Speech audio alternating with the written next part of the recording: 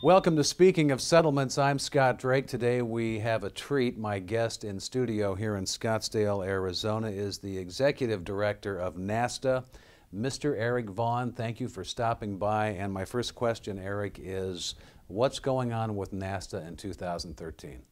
What a great question. And at the 8th day of the year, we're getting ourselves ready for this new Congress. 113th Congress just sworn in Washington, D.C. 85 new members of Congress, newly elected members of Congress.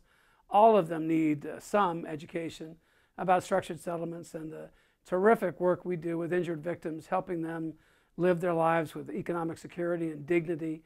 And Congress needs to hear that. We're a small industry, certainly by comparison to so many others that are lobbying for time and space in Washington, D.C. So the objective is to make sure members of Congress, key congressional committees that focus on tax and some regulations that are important to us, remember us. And they remember us in the context of the big tax reform fight that everyone is absolutely confident is coming up.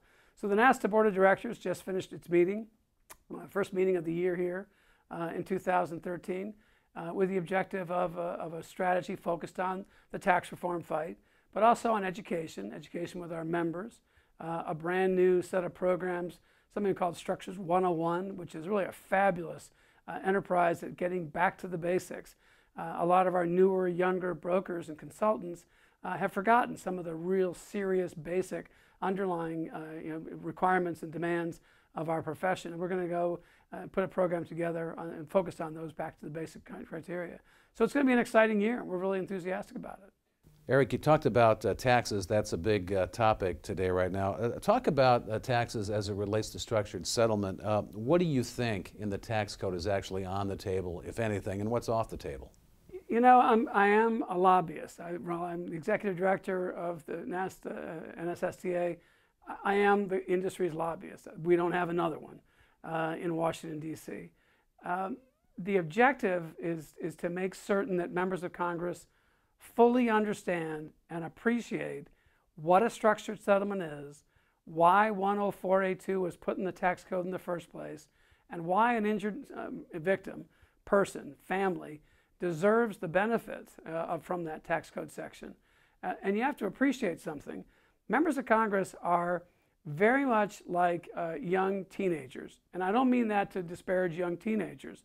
They don't have a lot of time, or a lot of time for attention on an individual matter, certainly not something as little as the structured settlements tax code section 104A2. You've got to make them take the time. You've got to make them listen and understand, meet with structured settlement annuitants who have actually experienced, after a life-changing event like a serious accident, how do I put my life back together? How do I meet my lifetime of medical, health, education, family living expenses?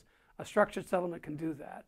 When a member of Congress hears that story, they are moved. Now, not moved to go out and move mountains, but they're moved to say to me, which is a pledge, I'm going to work with you, I'll help to protect the tax code section in this fight. But that's not our challenge. Our biggest challenge is this is going to be a big tax bill for one very, very simple reason. The government needs money. Congress is spending it like a drunken sailor right now. There are very few controls in place. They need revenue. We need to clean up the tax code.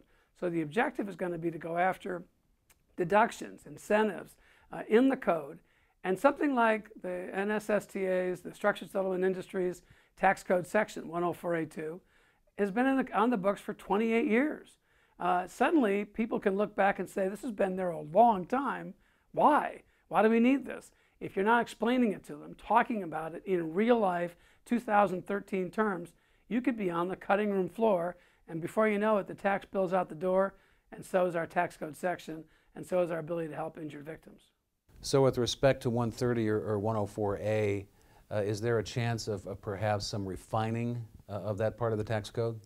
You know, it's absolutely the right way to look at this, and that's a rational approach. And I don't mean this to sound like anti-Congress. That's almost way too easy these days. The tax committees, the House Ways and Means Committee and the Senate Finance Committees, are two of the most prominent committees in all of Congress, some of the most senior and some of the most intelligent leaders in our country serving on those committees. and they're working diligently with some of the very smartest staffers on all of Congress on these matters.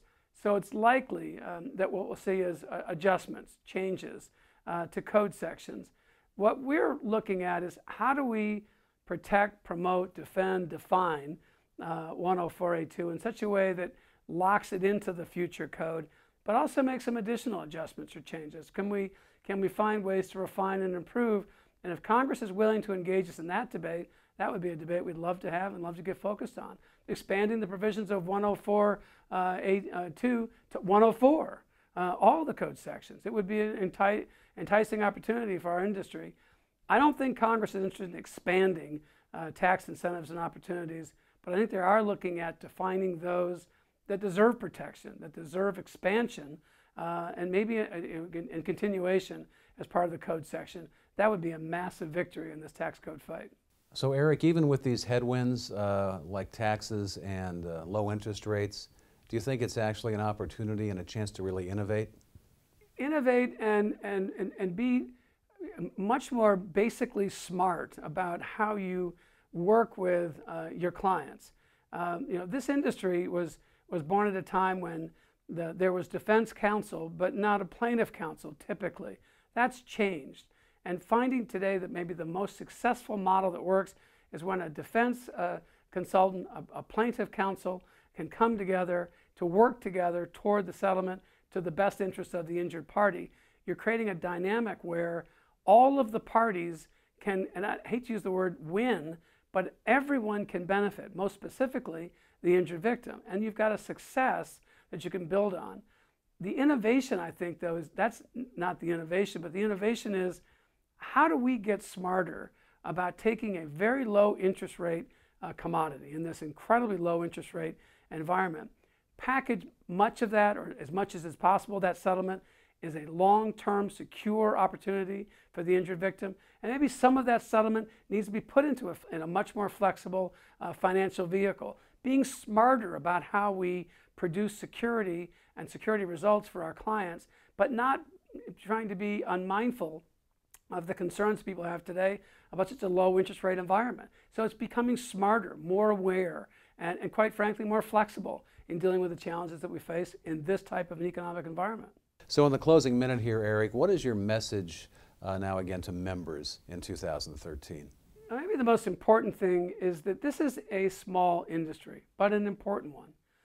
And we need to find ways, and not one way, but ways to work together. We need to come together this year, next year, maybe as never before, and never since we've been in industry, to work together to promote, protect, defend the tax code sections, our industry's integrity, and build support around those who support us on Capitol Hill. We didn't talk about the regulatory agencies or the White House or the agencies of the federal government. There is so much support for the use of this public policy tool as it's viewed in Washington, but an economic security tool for injured victims and their families. If we can find a way to work together to begin to build a stronger industry this year, and I think we could do it at finding ways to work together on Capitol Hill with the federal agencies, we can come out of this tax reform fight with expanded opportunities, with working with programs such as the Social Security Disability Benefits Program and others to find new and innovative and creative ways to use this absolutely magnificent public policy tool to help injured victims, their families, to live lives of security and confidence. And we're doing it. What a job, what an opportunity. And it only takes us working together, and that's what we have to accomplish. One last thing I'd like to say is that if members of Congress had a chance to meet with members of our industry, and every year we try to host something called Take the Hill. And I know it's hard. Nobody, unless you're in high school, nobody likes to come to Washington. It's time away from your family, it's time away from your businesses and what you do best. But if every single member of our industry could take one day, come to Washington, I'll make this guarantee. We'll meet with your member of Congress, we'll meet with congressional staff, and they'll listen to you and you can tell them what you do. And if you can't persuade them, no one can persuade them.